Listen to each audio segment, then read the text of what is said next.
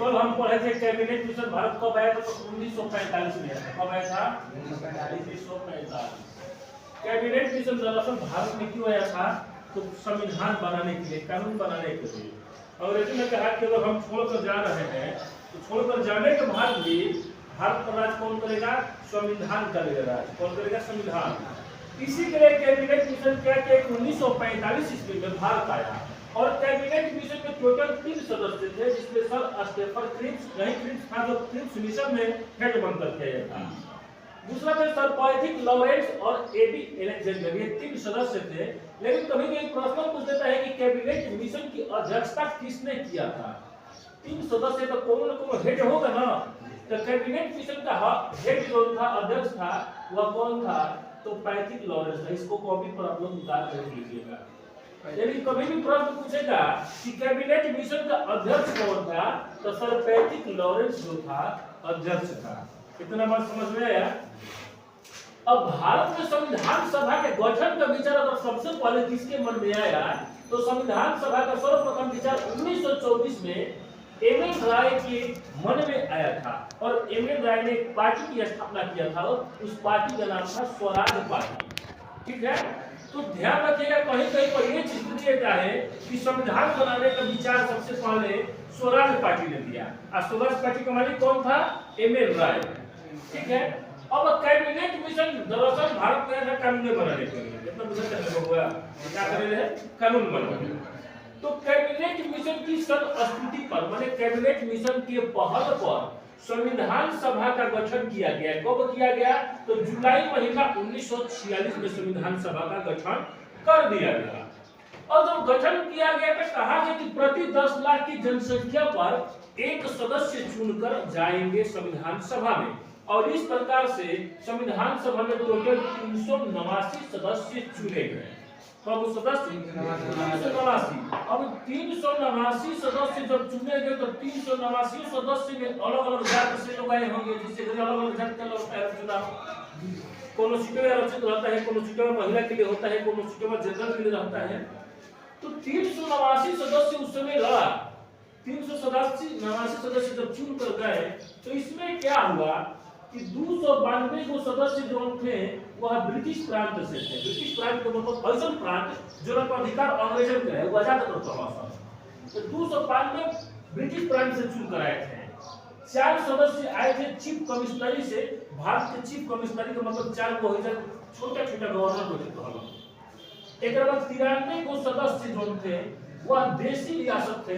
देशी रियासत के मतलब ऐसा रियासत जो उन पे राजा जमींदारों के कब्जा है। देश के आजादी ना करते हो, क्योंकि आजादी करते तो लोकतंत्र हो जाता, राजतंत्र समाप्त। अब क्या कहा गया कि ठीक है, आप लोग 93 को सदस्य मत अपना जमीन जायदाद दीजिए, छोड़िए, आप संविधान सभा में मत बैठिए। तो 292 या 4 काटना होगा, 296 सदस्यों को अनुमति दिया गया आगे संविधान सभा में बैठने के लिए। अब इस 296 में क्या हुआ कि जाति के आधार पर चुने गए थे सदस्य। कौन चीज?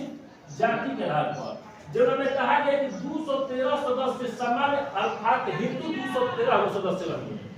तो वो सदस्य 213 सामान्य अर्थात हिंदू, 79 सदस्य जो होंगे मुसलमान होंगे और उस समय सिख भी थे। तो 4 सदस्य क्या होंगे? सिख होंगे। ये उस समय सिखों की जनसंख्या लगभग 4 × 10 = 40 लाख सदस्य थे। 40 लाख सिखों की जनसंख्या थी। अब इस 213 सदस्य में समान माने हिंदुओं में तो जाति था।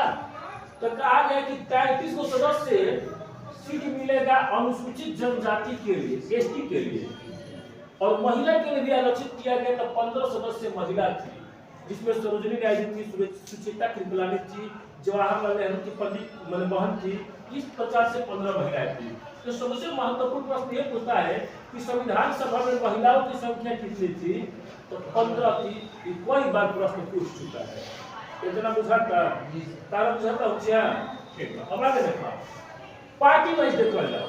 मान लो कि पार्टी वाइज भी बताई और जात वाइज का मतलब कि हेतरा सदस्य महिला रही है तो टिकटवा तो पार्टी में नहीं हो, तो कौन पार्टी कितना जीतला चुनाव? तो संविधान सभा में कांग्रेस 208 सीट जीती गई। अब मुस्लिम लीग मात्र 73 सीट जीतल और तथा अन्य पार्टियां और निर्दलीय यानी कि स्वतंत्र फ्रीडम 15 गो सदस्य चुनाव जीतल। एक प्रकार से टोटल इस मतलब 296 गो सीटवा अवेलेबल हो गए। अब मुस्लिम लीग कौन सी चीज जीतल जेकरा चलते खौफ रहे यही में दौरान वो लोग हमेशा पूछला कि किस रियासत की किस देशी रियासत की संविधान सभा में भाग रही है तो हैदराबाद। यही चीज लिखिए कि हैदराबाद एक ऐसा देशी रियासत था जिसके प्रतिनिधि संविधान सभा में भागे रहे हैं। बात समझ में आ रहा कि वह अभी वह ओवैसी है ना, इसी के दादा परदादा उस समय का राजत है कहाँ के हैदराबाद की। और यहाँ पर देखिए कि 3 बजे आप लोगों को महत्वपूर्ण याद रखना है, ऐसा याद रखना है, ठीक है ना। एकदम उतार लेने वाले से 3 बजे आप लोगों को याद रखना है, बहुत महत्वपूर्ण। 1 बजे याद रखने के बाद 9 दिसंबर 1946 ये 3 बजे, एगो 11 दिसंबर 1946 आ 1 बजे याद रखने के बाद 13 दिसंबर 1946 तीनों दिन महत्वपूर्ण घटना हुई। 9 दिसंबर 1946 जब संविधान सभा के जब भाई गठन हो तो बैठक तो हो न कहियो न कहियो, मान लो गठन हो गए तो मीटिंग होई मैंने कोई संविधान बनावल जाओ। तो 9 दिसंबर 1946 ईस्वी को संविधान सभा का प्रथम बैठक हुआ।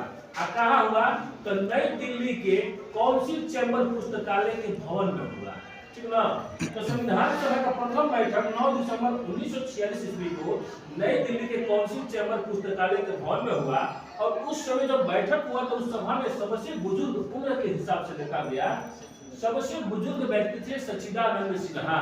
और सच्चिदानंद सिन्हा पढ़े लिखे भी व्यक्ति थे और उम्र में बुजुर्ग थे, इसीलिए उस दिन उनको संविधान सभा का प्रोटेम स्पीकर घोषित किया गया। प्रोटेम स्पीकर का मतलब एक दिन खत्म स्पीकर यानी कि अध्यक्ष।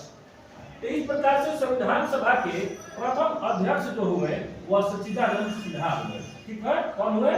सच्चिदानंद सिन्हा हुए। हालांकि वह अस्थायी थे। हमारे बक्सर जिला के बुलार गांव के रहने वाले थे सच्चिदानंद सिन्हा। आज इनके नाम पर वहां पर गेट बना भी है बुलार गांव में, ठीक ना। बक्सर डीएम में उद्घाटन किया था। इसके बाद संविधान सभा का दूसरा बैठक जो हुआ 11 दिसंबर 1946 ईस्वी को हुआ। और इस दिन संविधान सभा का अस्थायी सदस्य अस्थायी अध्यक्ष डॉक्टर राजेंद्र प्रसाद को बनाया गया। किसको बनाया गया? डॉक्टर राजेंद्र प्रसाद को। फिर 13 दिसंबर 1946 ईस्वी को क्या हुआ कि संविधान सभा का तीसरा बैठक हुआ। और इस दिन जवाहरलाल नेहरू ने संविधान का उद्देश्य प्रस्ताव पेश किया। क्या किया? ये वही प्रस्ताव कहलाता है, उद्देश्य प्रस्ताव जिसको हम प्रस्तावना कहते हैं, ठीक ना। उद्देश्य प्रस्ताव के साथ संविधान का काम शुरू हो गया। इसी दिन से नहीं बोलते कि संविधान का काम श्री गणेशाय नमः हुआ। तो संविधान का जो कार्य स्टार्ट हुआ वह 13 दिसंबर 1946 ईस्वी से संविधान पर कानून बनना स्टार्ट हो गया। और इसके साथ ही जवाहरलाल नेहरू द्वारा पेश किए गए उद्देश्य प्रस्ताव को, अच्छा जवाहरलाल नेहरू जो उद्देश्य प्रस्ताव पेश कर लिखले के रहे तो मोतीलाल नेहरू लिख रहा उनका बाबूजी मैंने बाबूजी लेके लिख के दिहरन किले बेटा लेके संविधान सभा में पेश कर दिया।